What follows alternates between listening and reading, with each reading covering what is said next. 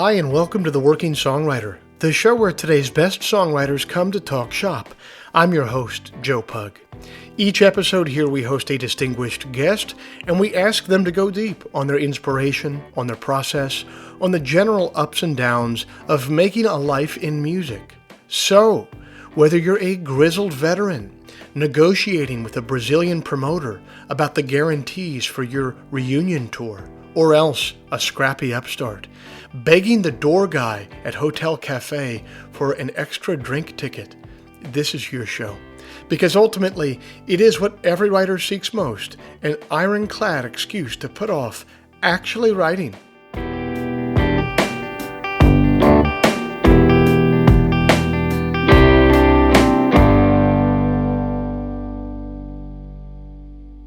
Hey everybody, it's the last Friday of November 2022. I hope you had a wonderful Thanksgiving, and I thank you for joining us. This week's show is brought to you by Bandzoogle. Built by musicians and for musicians, Bandzoogle is an all-in-one platform to build a beautiful website for your music. I'm old enough to remember when you had to pay somebody called a web developer to get a website made, and it would always be some guy named Tucker who drove a VW cabriolet with a massive back window Punisher decal, and who's always trying to get you in on a scheme to defraud the local high school using a 50-50 raffle. And old Tucker would charge you about $1,000 for a website that would be obsolete in 6 months. But it's the future now, you guys. That's not how it works anymore. We're allowed to have nice things now. One of those nice things is Bandzoogle. Bandzoogle powers the websites of tens of thousands of musicians around the world, from weekend warriors to Grammy winners. All the features you need for a professional website are already built in. Hosting and a custom domain name, dozens of fully customizable design templates, tools to sell your music and merch commission-free. And they've just added custom landing pages for musicians. You can now easily create your own music landing pages using preset page templates. Preset page templates and built-in funnel tools. The Working Songwriter podcast listeners can go to bandzoogle.com to try it for free for 30 days. Use the promo code TWS, the initials of our show, TWS, to get 15% off the first year of any subscription. If you'd like to hear some of my music live in the coming weeks, you can check out my tour page, joepugmusic.com/tour, where there are a bevy of new tour dates posted all around the world, from London to Wolf Trap. Or you could find me the first Sunday of the month at 9 p.m. Eastern on YouTube for Sunday Songs. That's my live stream where I play tunes and take questions in the live chat. It's a really fun, really interactive experience. I dare to say that we're building something of a community over there, including many people who are listeners to this very podcast. Come on over and be a part of it. It's the first Sunday night of every month at 9 p.m. Eastern. Head on over to joepugmusic.com and click on the live stream tab to set a reminder. Finally, if you enjoy this podcast, if you'd like to help it remain a viable endeavor for me, here's a couple things that you could do to help. First, you could become a supporter of the show over at Patreon. Patreon is a platform that allows you to directly support creative endeavors that you find meaningful. You just head to their site, Patreon. You search for The Working Songwriter, or you search for my name, and then you sign up to kick in a few bucks every month for this show. Think of it as a voluntary subscription. A subscription that you don't have to pay for, but that you choose to pay for because you dig the show and because you won't miss a few bucks at the end of the month. If just 1% of our listenership would kick in the price of a cup of coffee every month, it would make an immense difference. So thank you to everybody who's taken the time and the capital to support the show in that way. If you're not in a place where you can contribute in that way, I totally get it. You could still help us out in a couple of ways that are totally free. First, you could leave us a rating in the iTunes store. Or second, you could simply tell a friend about the show. Spread the word about the show.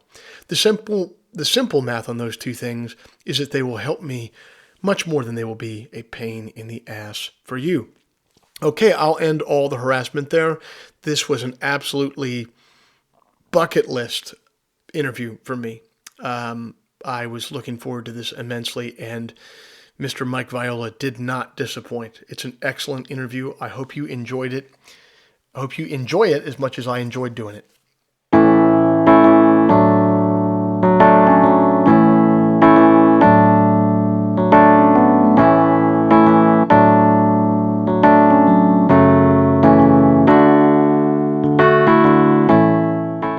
Our guest today is a beloved singer-songwriter in his own right, but has also carved a path as a Grammy-nominated producer, an A&R man, and a co-writer. Mike Viola got his musical start with the group The Candy Butchers in the early 1990s New York music scene. When he collaborated with Adam Schlesinger of Fountains of Wayne on a spec song for a movie, it ended up saving the movie it was written for.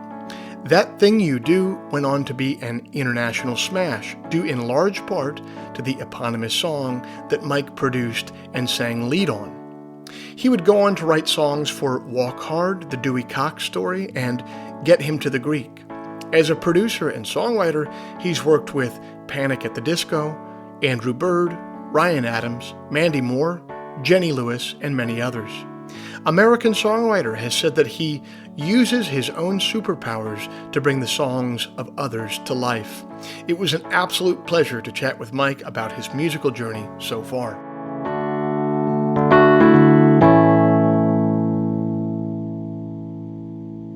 Mike Viola, thanks so much for being a part of the Working Songwriter podcast. Your career has taken so many turns, both in what you've done in it and geographically. You've been in New York, you're now in Los Angeles, but it all started in Massachusetts. What did music look like in your household growing up? How did you get into it? Let's see. Well, I had an older brother who played in a hard rock band, and they rehearsed in my basement. They played covers. The cover scene was pretty alive back then, and anyway, he played in the basement, and I'd sit on the top of the stairs and listen to like him play Black Sabbath and Deep Purple and James Gang and all this stuff that just became the bedrock of everything I do. So it was a mixture of that and the cool kids that would come by, like the freaks we used to call them, because they all had long hair and they smoked, and they'd come and hang out with my brother in the basement and jam. And I got into that whole like community idea of playing music. Like music isn't just something you listen to or something in your head. It's like, it's people, and it's connectivity and it's ideas, and everyone's got an idea. Even the cute girl sitting on the amp or the dirtbag, sitting on the amp, whoever, it's like someone's got an idea. And I love that. So it was a mixture of that and the AM radio in the kitchen that my mom seemed to always have on.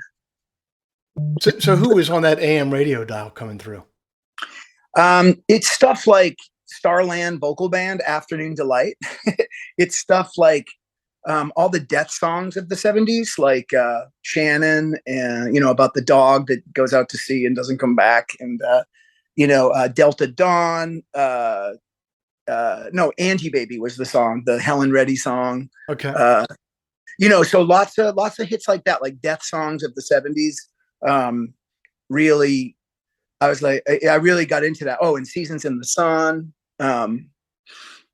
Timothy was another bizarre one. But anyway, I have a playlist on Spotify that I made for my friends because I've been threatening to do a tribute album, which I don't want to do, but it's just a fun idea to do death songs of the 70s and have a bunch of badass musicians cover these songs. But anyhow, a lot of stuff like that, Joe, like crazy hits that made it, like the production of those early AM hits was just bananas. There was cocaine fueled and like lots of money thrown at these songs that just were just, the production just blew me away. So, and it seemed out of my reach, like the chord progressions, whether it be, the Doobie Brothers, What a Fool Believes, which is still kind of the matrix of all my shit. I still can't play that song, I don't know how. Yeah. And I tried to learn it one time. I was doing a gig and I had a really great band, and I was like, everybody learn this song and I'll play piano and I'll live my dream. I'll be Michael McDonald. And I couldn't do it. I was like, I'm not able to do this. So When did music? So you have your brother's stuff. You got the Deep Purple with people smoking grass on the amp that you're kind of into. You have this AM radio dial, and eventually your tunes are going to kind of become like an amalgamation of these two. When though did it seem like music was going to be something that was different for you? I mean, a lot of people love music in high school. You know what I mean? A lot of people love music Yeah. beyond that, but for you, it's obviously become a life and a calling. So, what was like the first intimation that it was going to be something more serious for you?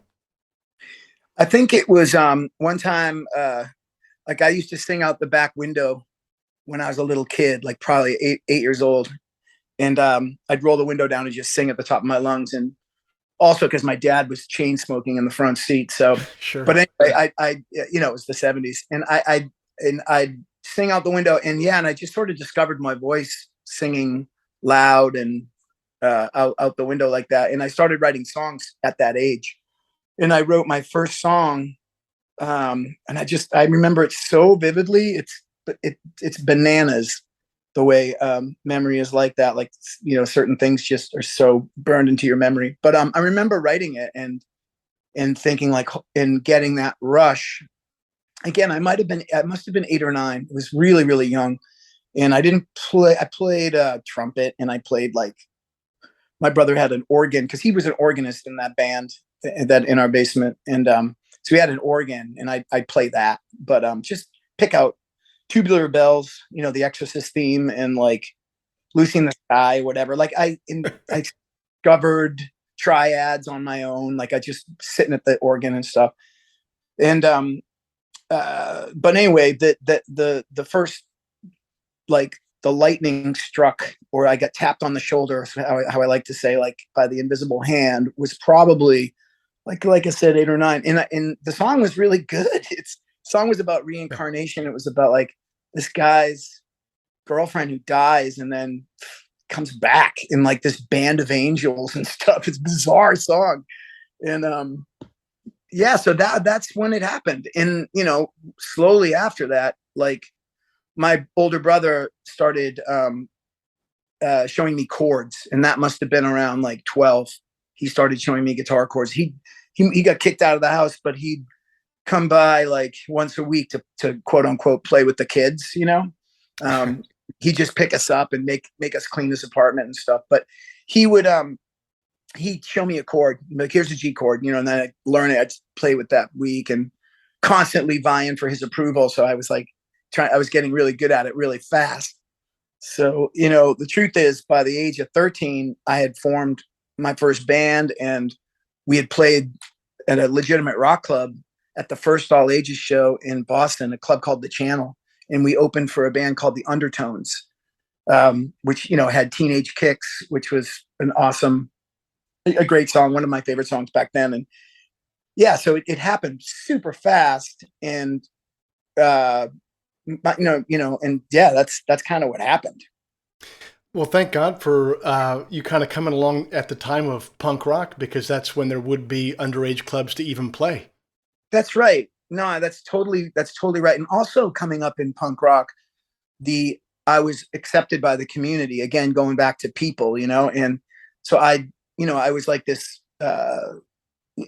this cute little kid with like Beatle haircut, like wearing Black Sabbath shirts and sneakers, and like I was immediately accepted by the community, because I was trying to sound like Foreigner or like REO Speedwagon. This is probably now like 1980, and I was Hmm. trying to sound like those bands, but because that's the kind of music that was being played on WBCN and HJY and all my radio stations and stuff. I didn't really get punk rock off the radio. I got punk rock in the clubs, and these musicians in this community embraced me because I was trying to sound like, hot blooded, and I sounded like the Buzzcocks, and I Yeah. did, but I didn't know who the Buzzcocks really were, and until I played with the Undertones, and then Fergal was like, "Oh, you got to listen to this band," and everyone's kept turning me on to what was on the other side of corporate rock radio, which I loved. I loved corporate rock radio, and I still love all that music. Yeah. But to discover that you don't have to be like as good as the guy in Kansas, you don't have to sing, or for that matter, Michael McDonald or the Doobie Brothers. Like, you don't have to be able to do that to express yourself and make a crowd, engage a crowd and stuff. It's so true. Although that sometimes, as a songwriter yourself, that can be it can almost feel like a backhanded compliment. Sometimes if someone comes to a show and they say, I heard your music, man, and I thought to myself, like, I can do this too. I'm like, damn, that's not quite the compliment I was looking for, but fair enough. Yeah. I mean, I got to say, as I get older, that stuff I really love it when people say that, Yes. because it's like, oh man, if you can supply that tap on the shoulder for someone, Yes. that's you're kind of lucky. No, you are. All Yeah, jokes yeah. aside. So the career that most people would know you from would kind of begin in earnest in the national stage when you would move to New York and you start the Candy Butchers. What did the scene look like in New York that you arrived into? What was happening in New York at that time in the late '80s, early '90s? So yeah, I was in Boston, and I was in a really shitty band, and I went through a real awkward growth phase where like everything I made was terrible. Mm, And all the videos of that time, I'm just like, ugh. Someone always had like a VHS camera. I'm like, really, we're that bad? Oh, I hate it. yeah. So I went through a really awkward time. However, instead of going to college, I was in studios, and I learned how to record on tape, and how to work a console, um, and and how to sing in the studio versus singing live, things like that. And so it was like going to music college in a way. And uh, let's see. So then, I had to leave Boston. I was married to my childhood sweetheart, and she got cancer, and it was so, it just destroyed me and destroyed my whole community in Boston. So I left, and in that shitty band I was talking about, two guys used to come see me play in trench coats. They looked like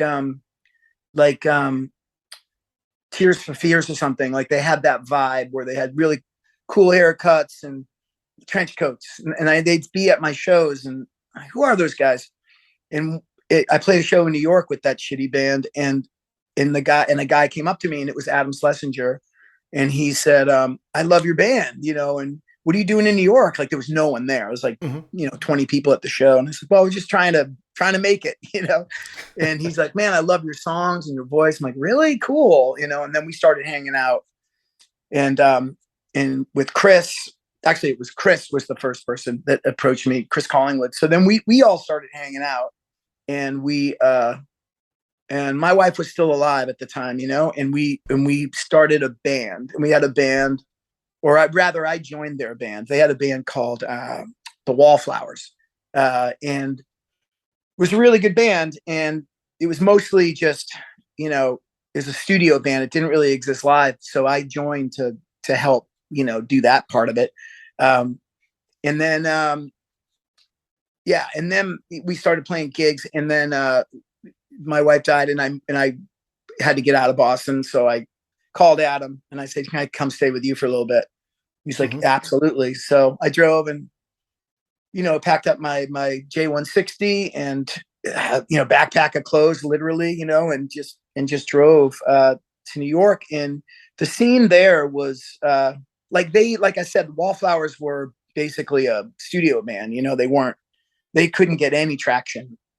Um, I started Candy Butchers, and it was me and my best friend Todd, who is the drummer in that shitty band, and we started playing around town, getting gigs, opening for like burlesque shows and Huh. comedians, and opening for comedy nights. Yeah, comedy nights, burlesque shows, stuff like that. And we would just because we were really portable. It was I had my J160, and he had a snare drum, and we would just show up. We didn't even need a PA, and we could really hold a room. Um, and So the scene was in swing music, like started to take over, and we would open for swing bands too, and we also swung. There was no bass in our band, but like every song swung, and it's just the way it was. It wasn't even conscious.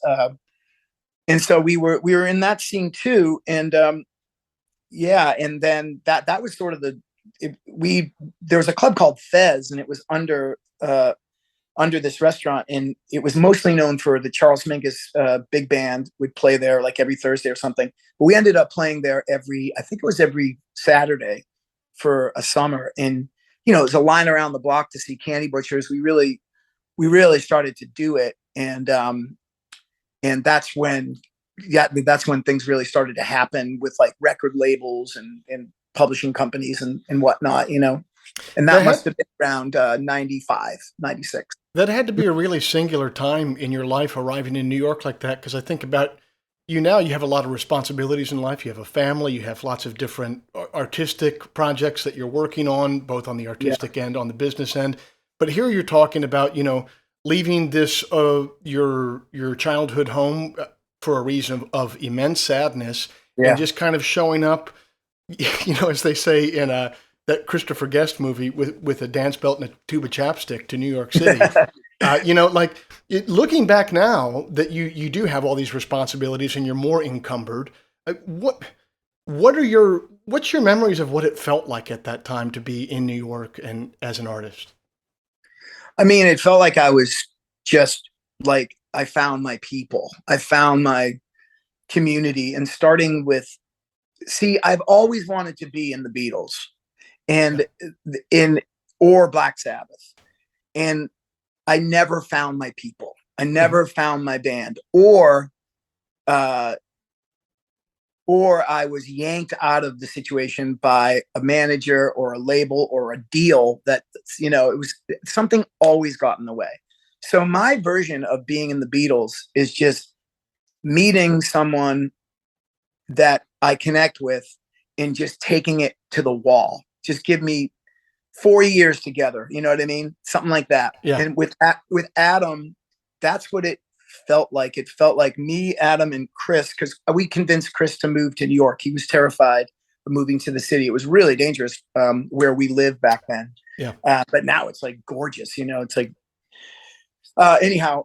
We convinced him, and we basically became a band, and it was the three of us bouncing around the West Village. And I felt like I didn't, they went to college together and stuff. And I didn't, never had that experience. So it felt like to me, what maybe that feels like too, like, what do they call that? The Rumspringer time or something, the coming of age, and it's like, it felt like that for me. It felt like, okay, it really, and I felt it as it was happening. Hmm. Um, and lots of songs came out of it, uh, and people that liked my music that got closer to the lyrics were always fascinated with why the lyrics were so dark, and they always were like, "Oh, you a Smiths fan, or you?" I said, "No, it's AM radio, man. I'm telling you, it's because Yeah. everybody dies in those songs." Right. Right. Not to mention that I was carrying this weight that I had to work through, the Kim dying, and however, it was whatever lens I had to put that through, so uh, that I really felt that we were, we were all together in this thing we were creating a scene together, and Hmm. there was something called the Losers Lounge in New York that Joe McGinty and his friends put on, and I did a lot. I think I found a lot of my audience through that community of people, um, where they would do like a tribute to, um, a tribute to like Brian Wilson. That's actually the gig I did. And I was like, oh, can I arrange all the background vocals and teach everybody how to sing the background vocals, and not arrange, but like pick it off the record, so I learned a lot about harmony then, and I learned a lot about, I don't know, just being on a scene where there's like-minded people that are just doing it. So, and it's the first and only time I ever had that in my life, and it was a good 4 years, and that's really all I wanted out of it. And then at the end of your Rumspringer, you made the difficult decision to not continue to be Amish. Is that, Is um, that an Amish yeah, phrase? it's where Oh, they go away at like 20, and yeah, and they do sow their wild oats, and then I they didn't know at the end that. of it they decide whether to be Amish or not. That for some reason that word just popped into my brain. No, it still works. It still works. So I think, knowing a lot about your story. It seems like a pivotal moment for what was happening before and what would come later, and what would be a moment that's going to be really interesting to a lot of listeners to this show in particular, is you writing with Adam, that thing you do. So, can you kind of explain, first of all, how that kind of came about, but then second of all, how did you put that together? That movie doesn't work without that song being written exactly as it is. So, Mhm. can you kind of describe how you were able to thread what has always seemed to me to have been like an impossible needle? Yeah. So I was again mourning over the loss of Kim, and discovered booze and drugs, and at a time, I was 27, so at a time when like your body can take it, but it's pulverizing, your sense, all your senses. Um, I don't know how else to put it, but anyway, I had a publishing deal, and my publisher came to me and said, "Oh, there's bunch of people writing for this Tom Hanks movie called That Thing You Do. You should take a crack at it." And I was like, "No, I don't want to do that. That's not what I do. I'm a singer songwriter. I don't want to do that. Just because I came from like the Kurt Cobain, Elliott Smith school of like, that kind of like, you never do a commercial. You'd never like write for a movie. Like that was my mindset. It's like, no, I'm an artist, and this is my art is pure, and it was just my generation. That's where we came from. And so, uh, and Adam's publisher also went to him and said, you should do it. And Adam, he was more of like a lawyer type. He was such a business minded, exceptionally smart, business minded person, and also exceptionally talented musician, writer. So he had that going, and he was like, "No, we got to do this." And I was like, "I really don't want." And I was living with him. I was like, "Yeah, I don't want to do it." And I just don't feel like it. It basically Yeah. came down to that. So he did it, and he wrote 3 versions. And he said, "Can I play these for you? And can you tell me which one's good?" And I was like, "Yeah, that one." And I picked out this song that was basically 145, um, but with like hooks intact, a lot, everything was there. The song was there, and I was like, "That's the one." He's like, "Okay, great." And he's like, we have to produce this together and record it. All the Beatle tricks. And like, yeah, I don't really want to do it. And we went out that night and we got really drunk. The two of us, we went to this place called Radio Bar, and we just sat there, and he was just like, he was so good. Anybody that knew Adam Schlesinger will tell you he was so good at convincing you to do things you didn't want to do. He was just so good at it, and he convinced me to do it. And he's like, "Come on in tomorrow morning." And I was so hungover, and I go into the studio, and I just, I was like, that chord should be this, because that is a Beatle chord, Hmm.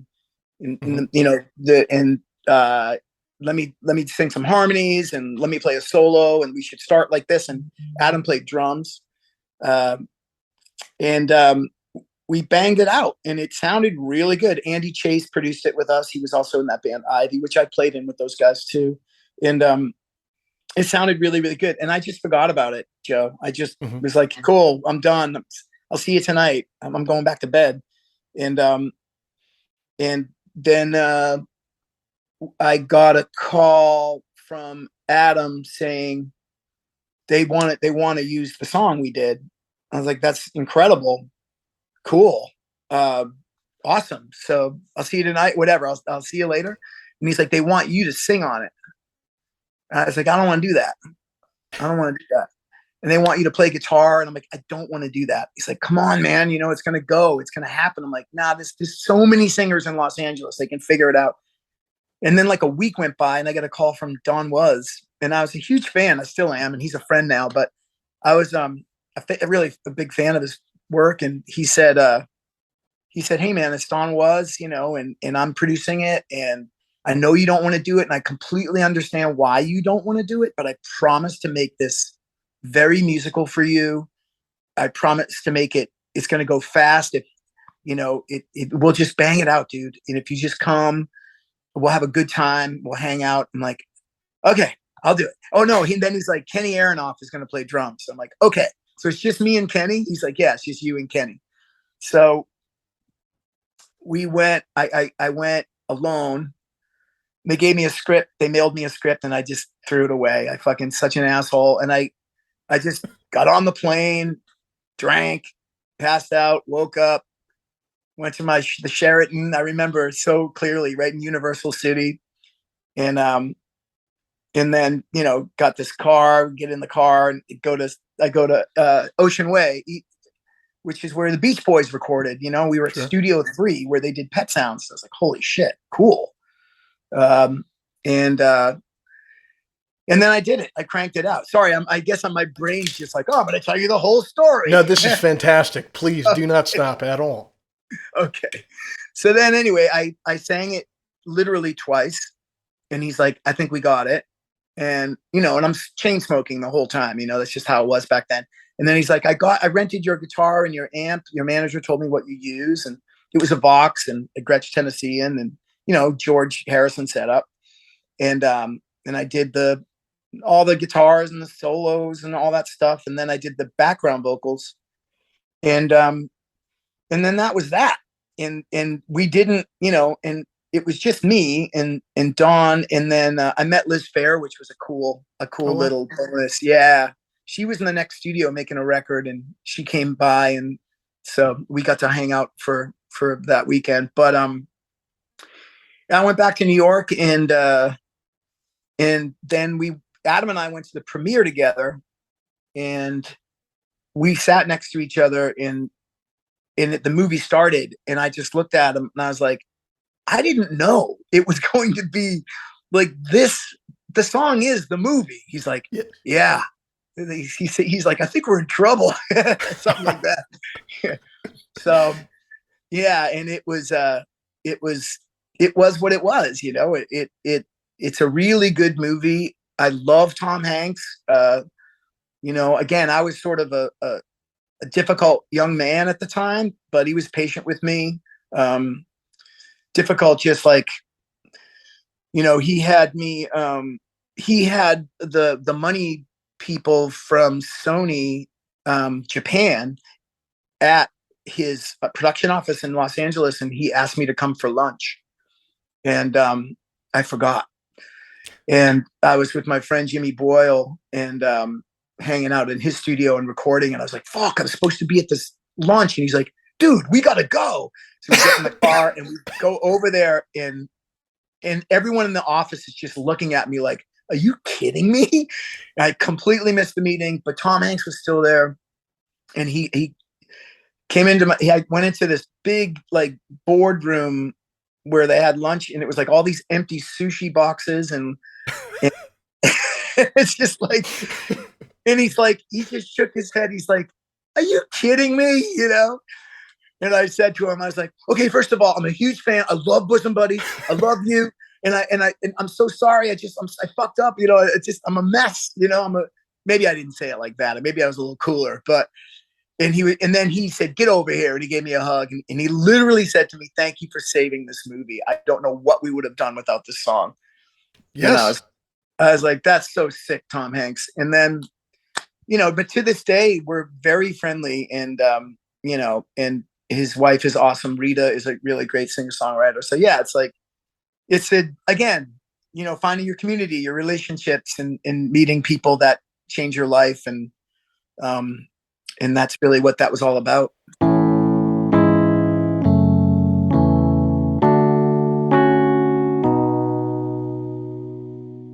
Are you stuck in a rut?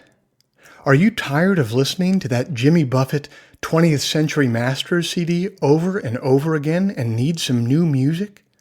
Are you sick of making hamburger helper beef stroganoff for dinner every night and you want something new to cook? What you are looking for, my friends, is the Enthusiast Digest. That's my monthly newsletter which arrives in your inbox the first Sunday morning of every month, bursting with musical recommendations, poetry selections, recipes and cooking techniques for my favorite dishes, and items of general interest culled from the vast cesspool that is the internet. The Enthusiast Digest is free to subscribe to. If you dig the poetry that you hear on this show and the artists that you're hearing from, you'll dig the newsletter because I approach it with the exact same sensibility of curation. Go to joepugmusic.com/newsletter today to sign up for free. That is joepugmusic.com/newsletter. It takes approximately 15 seconds to sign up for a free newsletter that will enrich the first Sunday of your month with a veritable cornucopia of new and delightful recommendations. That's the Enthusiast Digest, the first Sunday of every month.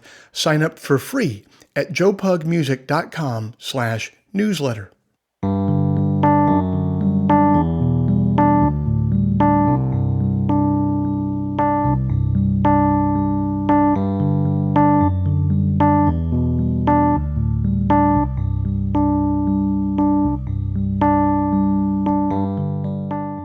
It seems like at every point in Mike's journey where he was hesitant and didn't want to press forward, there was always a friend there to encourage him.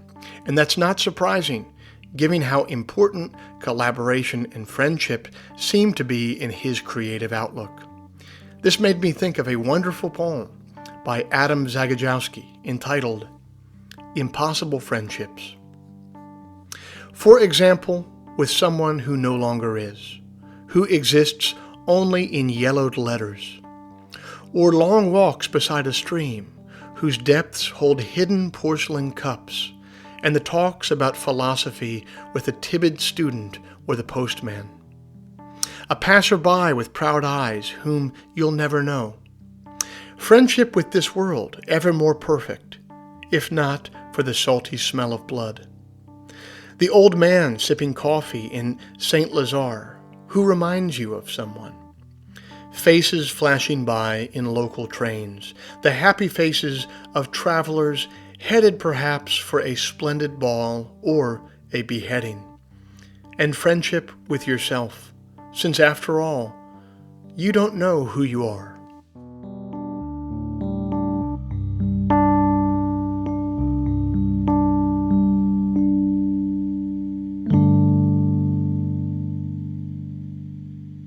How do you approach whether you're producing an album or just co-writing or one of the people that you're working A&R for? Like, how do you approach a creative project with another artist? That's a great question. It's like Mitchell Froome gave me this advice when I was in Candy Butchers, and I really wanted him to produce Candy Butchers, and he really wanted to, and came so close to doing it. And we came, we talked about it so far that he was able to give me really good advice that I've used ever since. And he was like, "What do you want your record to sound like?" And I was like, "Well, Paranoid, Innervisions meets like Revolver with a splash of Elton John, Goodbye Yellow Brick Road." And he's like, "No, pick two. Every record, every great record should be just two records max." And I really love that. And I started to adopt that around that time. So a lot of times, like if I get with a, I'll approach it like, I'll ask the artist basically that, like, what are your two, what are you kind of like listening to now, or what are you gravitating to? Like, what do you want to sound like? Like, if you ask me right now, Joe, I'd be like, I want to be in the James Gang, but I want to be Paul McCartney singing in the James Gang. That's what I want to do. It's like, okay, cool, go for it and make that record.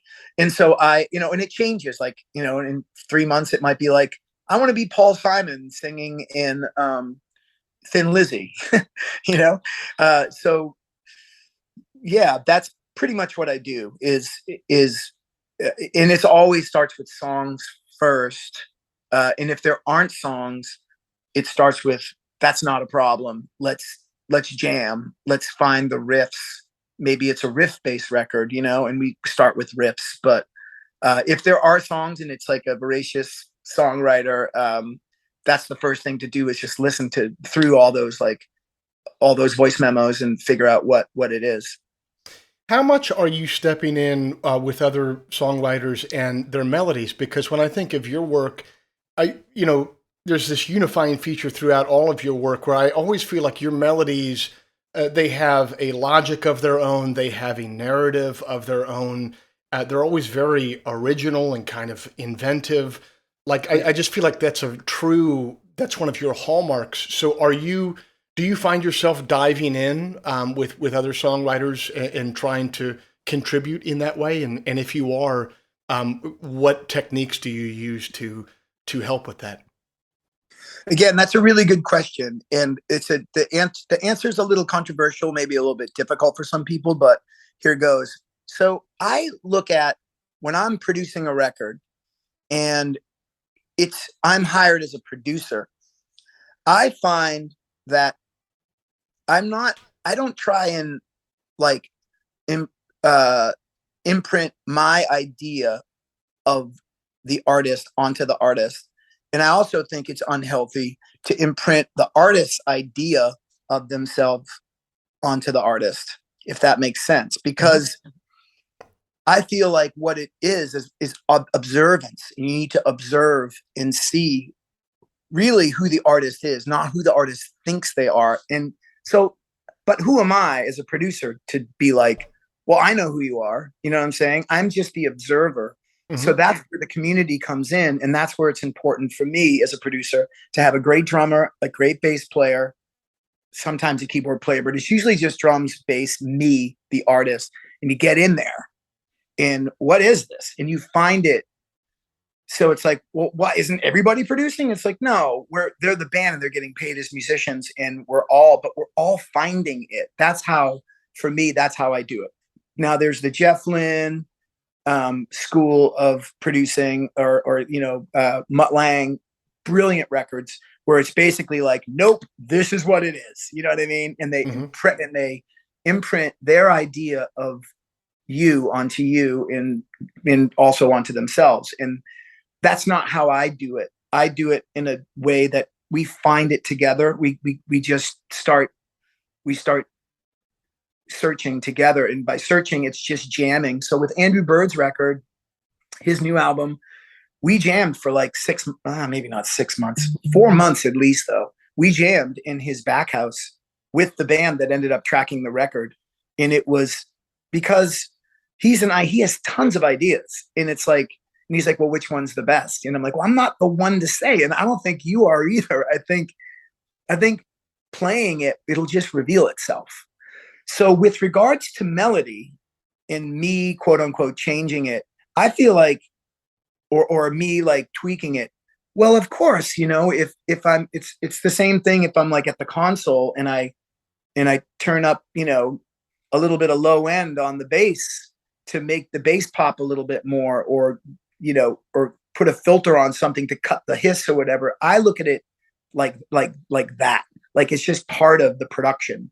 Mm-hmm. And I'm never like, stop, you need to sing this melody instead. It's more like as a musician in the band, and we've all seen Get Back a million times now. So we all know exactly what I'm about to say, but like, this is real stuff. It's just like you push each other to, that's better, do that one, okay, and Yes. it's like, is that songwriting? Well, my publisher seemed to think so, and my managers seemed to think so, and lawyers or whatever. But like, I look at it as like, no, it's not. We're pushing each other in the ultimate. And I'm getting paid as a producer and a music. I'm not a musician, but as a producer, because producers don't get paid as musicians. It's just part of the fee. And like, musicians are getting paid. The artist is why we're here. Let's Mm-hmm. just all help try and make this thing as great as we can. And, they're not all like that, Joe, but like some of them are. And then sometimes get invited onto a project like this, my latest record that I did with Panic at the Disco, and it was invited as a writer, not as a producer. And we started writing, and it was clear that like we are writing songs. You know what I'm saying? Right. We'd start with a nugget and find the song, and that's different. That's co-writing. But if an artist comes to me and it's like 90% there, and it's not like, and it's just me or somebody else in the band helping them push an idea over the line, or like, you should repeat that part. That part's the hook. Yeah, I wouldn't want to take that percentage away from the artist, and that's a controversial thing because I know that's how a lot of people make their living. But yeah, I just, so yes, the answer is I do get involved, but I don't do it like, boy, I can't wait to sink my hooks into this one. You know what I mean? It's more like, let's get in the room, let's see what we got, Yeah. and then sometimes it is like, oh, I should give you a percentage on that, and sometimes that is the case. But does that make sense to you? Yeah, yeah, yeah. No, it does. How do you, I mean, with this type of stuff, and particularly on the producing end, not so much the straight up co-writing end, you've got to be dealing with like a ton of personalities, and sometimes personalities can run into problems. I mean, you might have some unique insight because you were the guy standing up Tom Hanks's financiers, as a young artist yourself. So how do you manage the I guess personalities is the wrong term, but how do you manage I guess the vibe in a room? Like how do you manage on the personal end an artist's experience of making a record? Just because I think I've been in their shoes, and so I have the telepathy in a way to know when they're about to hit, you know, their stride and we're about to get the take, or when they need a break, or when they just think the drummer sucks and they needs to replace the drummer. So I think I have the telepathy and also I spend a lot of time with the artist um, to get to uh, just to get to know their quirks a little bit. And I've been really lucky though not to work with anybody that's really given me shit or blown up in a session. Now I've worked with artists that have been um, kind of assholes, but to other people, but never to me in the studio, or to make me feel like, oh God, I got to put out this fire. But there is like the stress that a singer feels in the especially when you're feeling a little sick, um, and it's time, to really deliver like the ballad or whatever, and you're kind of coughing and just feeling like shit, or something's on your mind. I'm pretty good at just pulling them aside and just getting them to work with what they have. And because there's just so many examples of great records that were made where you didn't have a choice. It's not like, oh, okay, just come back tomorrow and do it again. It's like, you just got to do it now, and it's going to be what it's going to be, and it's going to be fucking great. You just got to find the way to get your emotions and your true core self to your vocal cords. Just got to find a way to get it there, and the best way to get it there is to relax a little bit and lean into it. So yeah, I mean, I've never really had to deal with like someone being melting down or anything like that. Thank goodness. You've continued to put out, even with all this other work that you're doing, these like a series of solo records that I just absolutely love. And something that's really interesting to me, one of the things we joke around about on this show a lot is that, songwriters are generally looking for any excuse to not have to just sit down by themselves and just like Yeah. write a song end to end, right? And so you have all this stuff going on creatively already. It seems like to me, of all people, you would be uniquely situated to be able to avoid writing a song and having a good reason not to. And yet, you've put out these records. Particularly, I want to talk about the American Egypt, which I'm just in love with. There's a record I find that comes to me about every 5 years or every decade that I just fixate on, and I just love that record so much. How did you how did you find time to write that record? And you had to have just been inspired to do it, to clear out time to put it together. Can you kind of describe the genesis specifically of the American Egypt? Yes. Thank you for that too. Yeah, so I'm not doing A&R anymore, but I used to do A&R for Universal, Verve Records. I did it for 4 years, and the guy that hired me is a friend. Otherwise, why the hell would they hire me to be an A&R guy? But it turned out it was pretty good. while he was there, and we got to sign some incredible artists, um, and I got to work with those artists, like you said earlier, and I never put that on the artists I signed. By the way, like I'll sign you and I'll make your record and it'll be great. It wasn't like that. It just all happened organically. But anyway, or naturally rather. During that time, when I was doing A&R, I was jammed with work. I had so much work to do because he didn't have me showing up at meetings like it wasn't corporate for me. He's like, I don't want you to change anything, and just be yourself, do what you're doing. Just instead of just talking to great new artists, I want you to sign them, if they want to be signed. So I was doing that. And then since I didn't have to go into like an office or like worry about meetings, I had time. Cause what happened is I realized that it, if I didn't write songs, this is kind of an important point. If I didn't write songs and sing around the house, I wasn't being authentic to who I am. So like, I constantly question who the hell I am. I don't know who the hell I am. It's like I don't know, but I do know I need to sing and play and write songs. That's one thing I know for sure. So, and I found that out by not doing it when I first took that job. Ah. And this was right before the American Egypt. And then I just started to write songs, like little bits, like Brian Wilson called them feels, like just little feels, like not even songs, but like just feels. And but I didn't have a swath of time to work on it. And there's this romantic version of making a record that I've actually never done, which is like, okay, the next 2 weeks we're making this record. I've never done that. I've always done it like when I can. It's usually in the middle of the night or early in the morning, Yeah. So I started just picking off an hour here, an hour there, and working all weekends and working, like I said, late into the night. And like I'd go see bands play or artists play to every night, like every night of the week. And then after that, I'd come home, go into my studio and just work. And it's work because I had like a job, and I know what that feels like to have a job. I've only had a job for 4 years of my life while I did A&R, but work is different than that. And this was work. This was my life work, and it kept me alive. It made whoever I am like my kid's father, because I was more authentic. And those songs came out of it. And the recordings sound like it was recorded in my house because it was in my little studio there, and also in my dining room here. And it was just finding stolen moments. And because I didn't have the swath of time, I had no budget.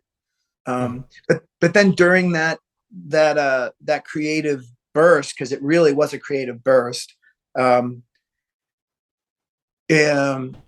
met somebody that was going to, fund putting it out. And he was like, yeah, we'll put it out on vinyl if you want. I'll ship it. And so this guy, and I convinced him to start a label, and he started a label and ended up signing all these other bands and stuff. And that was truly helpful to me because I'm like, oh, I'm actually making a record, I guess, Right. Right. And, but I have to say there was one song on that record in particular that made me, do you know the band Wolfpack? Yeah. Okay. So those guys are friends of mine. And, the Theo Katzman, who is one of the singers in that band, he and I became real friends, and he came over and we started hanging out, and we were in my kitchen, and I just sort of felt like, I was in my early 50s. Now I'm like mid 50s, or I guess I was almost turning 50. Yeah, I was almost turning 50. And he was like, there's a community of people out there that really love your songs. And up to that point, I'd only done like, Electro Di Perfecto was like the last record I did, which was whatever. And so I was like, really? He's like, yeah, people really love Hang on Mike, and they love that record Just Before Darkness and Lurch. I'm like, oh, really? He said, yeah, definitely. And you're not feeling that? I was like, no, I'm just sort of like in a vacuum, Theo. I hadn't really been out in the community in LA. And he he invited me to the singer-songwriter hang, and the challenge was like, write a song that day. It doesn't have to, you don't have to finish it, but write it that day. Can't be something you're you've worked on, and it can't be, don't just bring the golden nugget and fucking blow everybody away and be an asshole. And I was like, oh, I'd love to do that, because I write songs every day anyway. I'd love to do that, you know. And he's like, you can meet all these people, all these friends in LA, like people that, you know your music and, you know, would love to meet you and hang out. I'm like, oh, cool. So, and on that day, I wrote that song King Kong Hand, and it all came out like stream of consciousness, automatic writing. It just came out, and I edited a little bit to make it a little more coherent, but, you know, edited the lyrics and stuff, but pretty much the whole thing just poured out. And I was nervous about it. And it was written on like 3 different pieces of, you know, scrawly notebook paper. And I showed up to this party and I played that song, and people really liked it. And that started the American Egypt for me, to be honest, because it was like, wow, okay, people might want to hear a record from me. Because I was sort of felt like, why would people want to hear music from me? You know, isn't it somebody else's turn? But all of that changed with that song, and with my friendship with Theo and that Wolfpack community, and the people, like even the younger kids that are still at USC. And like, there's a community here in Los Angeles that's super supportive of what I'm doing. And it just was like, oh, cool, I get to play again, you know? And then I finished that record, and you know, and I'm on a tear. I just don't want to stop, you know? Yeah. So, I mean, the unifying theme throughout your career has you being like, I don't want to fucking do this. And then someone who loves you being like, you have to do this. You gotta do this, man. Isn't that funny, man? I swear it's all that 90s, like Kurt Cobain, Elliott Smith, like slacker shit, you know, it's all that. It's just because it's my generation. Like, nah, I don't want to fucking do that. Well, look, I'm gonna let you go in a moment, but I have one last kind of question, kind of based off something you were talking about the writing for that record for, because I'm always really interested in how really good songwriters do this. You mentioned that I don't know exactly what the term was you used for it, but the writing of the song, what did you call it? The feel of the song? Yeah. So like that's a lot of people would call it different things. I call it kind of like a nugget, like whatever that first nugget is. Yeah. What are your methods for taking that nugget and then teasing it out into a song? Does that happen the same way every time? Do you have a method for doing that? Or is that just a snake that you have to wrestle with and it ends up different every time? It ends up different every time. And sometimes those feels will stay around for years, you know? Yeah. And sometimes I'll give them to other people because I can't do anything with it, you know? But if I've decided like I'm making a record, like right now I'm almost done with the new album. I'm making a record, and it's and I've got like 4 more songs, because I'm making 2 records at once, you know, like I basically realized like, oh, I want this record to sound like the James Gang with Paul McCartney singing, you know. In the next record, it's gonna be a different record, but I'm gonna yank these songs off this record, put it on that record. So I'm in the writing process, and it's like, it's so different every time. But it doesn't frustrate me. It actually excites me, because I can call anything I'm doing, I can consider every moment of the day a moment where inspiration I could let it in, you know, I could invite it in. And sometimes I'll feel really like tired, uninspired, and like generally just like a piece of shit, and just like, I can't do this. This feels like work. But then I'll pick up my guitar and I'll just surprise myself. So it's so different every time that I'm finding it really hard to articulate that. But there's some things I do like regularly, like I'll do like the 3 pages of journaling, and it's not like today I did this. It's more like stream of consciousness, and a lot comes out of that. In fact, there's a song on the American Egypt that's purely that. Um, Mutant Ninja Turtle is that lyric is just me picking up the mic 3 a.m. after seeing a bunch of bands play, and I had the track recorded, but no top line, like no melody or words. In fact, I had recorded the drums first, and I was like, I just want to play drums like Jody from Big Star and just have it on tape.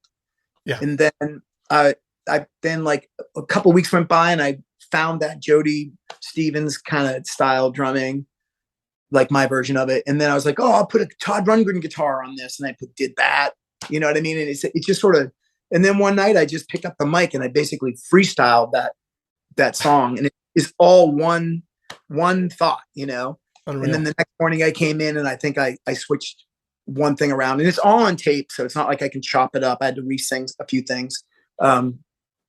So like, that's a bizarre method that I've tried to recreate because it was so much fun. Yeah. Never been able to do it again. I've never been able to do the King Kong hand thing again, where like I've done that thing that you've probably done too, where like I sit in the same exact spot with the same guitar, with the capo on the same fret. I'm like, come on, lightning, strike me again. It doesn't happen that way. And for me, that's very exciting, you know, because it's different every time. And co-writes are that way too. It's like you can feel like crap, go into a co-write and be like, this is going to be such a waste, and then come out with a great song. So I think it's just doing the work, as Andy Warhol used to say, like just showing up for the work. Work is just so important. It's just to do your work, you know? Well, all your listeners, myself included, are so glad that you're out there doing the work. Thank you so much. It's been an absolute bucket list to have you on the show, man. So thanks for being on the Working Songwriter. We really appreciate it. Thanks so much, Joe. I hope I didn't ramble on too much. No, this is going to be a highlight episode. It's absolutely fantastic. Thank you. Thank you so much, Joe. Okay, have a great one.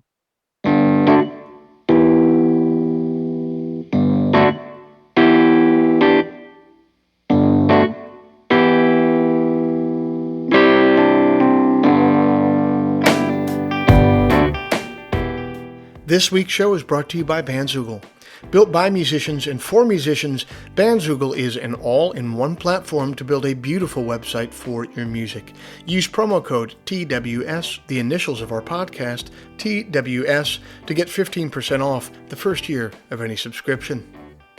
Mike Viola's latest album is entitled God Muffin, available everywhere music is sold or streamed. If before we meet again you sit down to write, please remember, an expensive drug habit is not a song, a compelling Instagram account is not a song, and most importantly, reverb is not a song. So let all that take care of itself, and for you, just keep your eye on the song.